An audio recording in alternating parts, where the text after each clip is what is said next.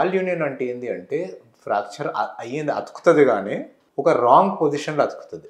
So ఒక mall union అనేది ఎందుకు అవుతుంది అంటే ఒకటి ప్రాపర్ రిడక్షన్ లేకపోవడం. కాలర్ బోన్ ఉందనుకోండి, ఒక 1 సెంటీమీటర్ షార్టన్ అయ్యింది అన్నా కూడా బాడీ యాక్సెప్ట్ చేయగలుగుతుంది దాన్ని. సో మాల్ యూనియన్ కామన్గా ఎక్కడైనా కావచ్చు మనకి.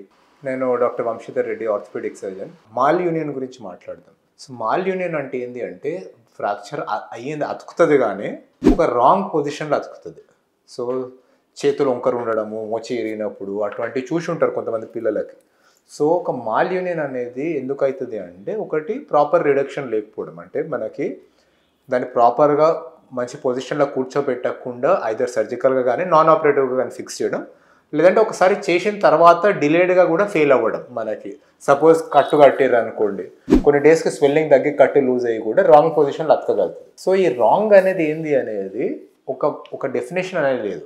అంటే కొన్ని ఏరియాస్లో బాడీ కొద్ది వరకు వంకర యాక్సెప్ట్ చేయగలదు. సపోజ్ రిస్ట్ ఉంది అనుకోండి, కొన్ని డిగ్రీస్ అటు ఇటు వంకర ఉంది అనుకోండి, మన డిస్టల్ రేడియస్ మనకి జాయింట్ కాకుండా జాయింట్ కన్నా పై ఫ్రాక్చర్ అయితే దాన్ని ప్రాపర్గా హ్యాండిల్ చేయగలుగుతుంది బాడీ వితౌట్ ఎనీ ప్రాబ్లం. ఒకవేళ కాలర్ బోన్ ఉందనుకోండి, ఒక 1 సెంటీమీటర్ షార్టన్ అయ్యిందన్నా కూడా బాడీ యాక్సెప్ట్ చేయగలుగుతుంది దాన్ని. సో కొద్ది వరకు అన్యాక్సెప్టబుల్ మాల్ యూనియన్స్ ఉంటాయి కొన్ని. సపోజ్ లెగ్లో అయింది, టిబియా అయింది, ఒక 30 డిగ్రీస్ వంకరగా అతికింది, ఇటువంటివి మన బాడీ యాక్సెప్ట్ చేయదు. సో ఈ మాల్ యూనియన్ అనే దాన్ని ఎట్లా డీల్ చేయాలి అనేది ఫస్ట్ ఆ మాల్ యూనియన్ వల్ల ఏం ప్రాబ్లం అవుతుంది, మనకి ఓన్లీ కాస్మెటిక్ అంటే చూడ్డానికే ప్రాబ్లం ఉందా, లేదంటే ఫంక్షనల్గా పని చేయడానికి కూడా ఏమైనా ప్రాబ్లమ్స్ ఉన్నాయి. ఒకవేళ పని చేయడానికి కూడా ఇష్యూస్ ఉన్నాయి, లేదంటే సమ్టైమ్స్ ఈవెన్ కాస్మెటిక్గా ఉన్నాయి అంటే దాన్ని అడ్రస్ చేసేది ఎట్లా అంటే ఆ మాల్ యూనియన్ని మనము ఆ ప్లేస్లో కానీ దాని పైన కానీ కింద కానీ బ్రేక్ చేయాలి. దాన్ని ఆస్టియోటమీ అంటారు.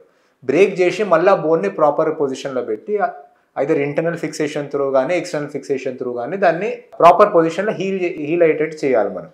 So this is called corrective osteotomy procedure. Sometimes ఒకటే ప్రొసీజర్లో కాకపోవచ్చు, లైక్ బోన్ షార్టనింగ్ ఉంది అటువంటివి ఉంటే సమ్టైమ్స్ గ్రాడ్యువల్ లెంథనింగ్ అంటారు. అంటే యూజింగ్ ఎక్స్టర్నల్ ఫిక్సేటర్ సిలిజరో అనే వాటి ఆపరేటర్స్తోనే మనం గ్రాడ్యువల్గా మెల్లమెల్లగా అది పెరుగుతున్న క్యాలస్ని మనము కరెక్షన్ అచీవ్ చేస్తాం. That is called gradual correction. మనకి ఎక్స్టర్నల్ ఫిక్సేటర్స్, సిలిజరో ఫిక్సేటర్స్ వాడి చేయగలుగుతారు అది. సో ఇది ఒక మాల్ యూనియన్ అయితే చేయగలిగేది మనకి ఏందనేది.